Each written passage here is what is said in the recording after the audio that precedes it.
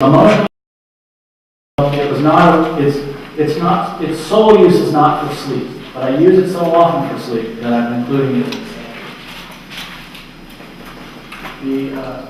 There's 5 simple herbs in this: Tofan-Pi, which is Albizia bark, Usha-Mai, which is beet husk or seed, Hong Sao, which are red dates, Nan Sao, which is the licorice, and Fu Shen, which is an herb I have an ongoing love affair going with. Let's see right here. You see that right there? What this is like a mushroom, but it's actually the sclerotum of a subterranean fungus that grows underground. Fu Ling is this part, like the outer part. The Fu Shen, you have to have that right there. This is one of the great spirit herbs. This is used in alchemy and other things. It's a wonderful herb. What's cool about this is the actual pine root that the fungus is growing around. So in Fu Shen, you're getting this and a little bit of the pine root in there too. Now what's really interesting about this is Fu Shen is Fu Shen, spirit herb, right? Shen. What has always been said is that one of the major things that you use this for is for any kind of major Shen transformation process. So the alchemists, people who are intentionally trying to transform themselves, turn their Jing into Qi into Shen, right?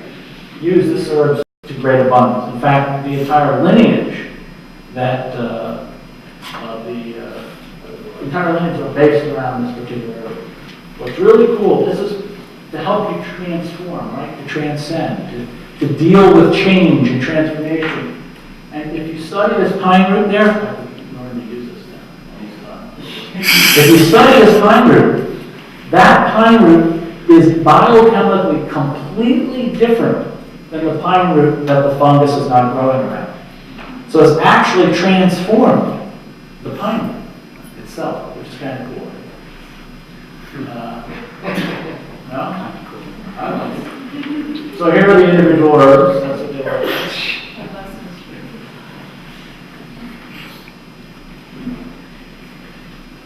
So I'm going to go through this quickly. Emotionally supplements the heart, soothes and harmonizes the center, nourishes and quiets the Shen, harmonizes all 5 Shen,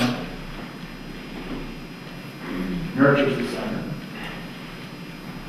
And here are your major sleep indications. This is all written down for you as well, but I just want to give you a feel of what it will look like, and then I'm going to give you a contrast. It's problems falling asleep or staying asleep. These are the 2 major divisions that we have, right? Falling asleep or staying asleep. So either one will show up. It's stress and or overexcitement leading to disturbed sleep. Something's bugging you? It can disturb your sleep, you can use this. Extreme emotional response to disturbing sleep. You know, that person you live with just said something to you, or you got that phone call late at night that you didn't want to get. Sense of overwhelm. And this is the big word. I can't sleep. I'm so exhausted I can't sleep. And this is a big one.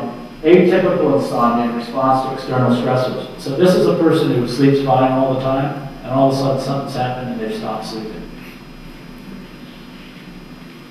And they are really unhappy about it. People who sleep all the time really well and all of a sudden don't sleep are really deeply disturbed. This is the earth. I don't mean they're disturbed by it. Just keep that straight. And also intense sadness disturbs sleep even though tired. So when people are grieving, this is the sleep medication of choice. Unfortunately, a lot of times what ends up happening is when people lose a loved one, they end up on antidepressants and sleep medications, right? It's very depressing, they can't sleep. And actually how they will end up feeling in a week or 2 weeks or 3 weeks, this would work much better.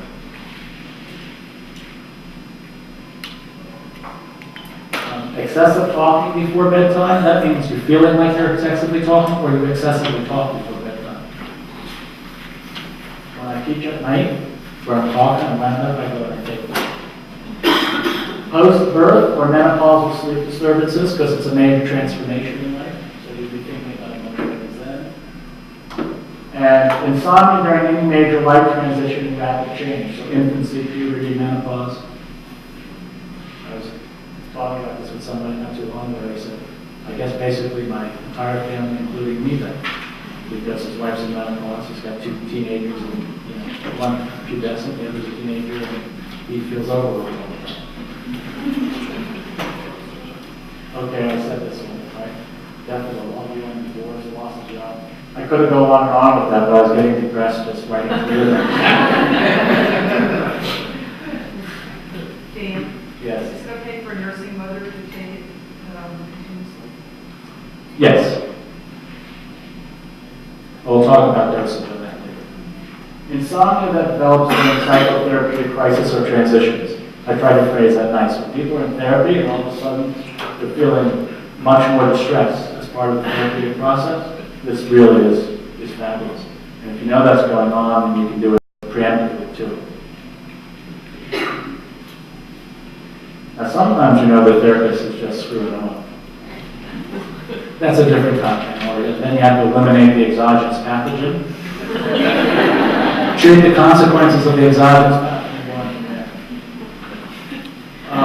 For those who are interested in such things, basically emotionally just modification of Dinosatron.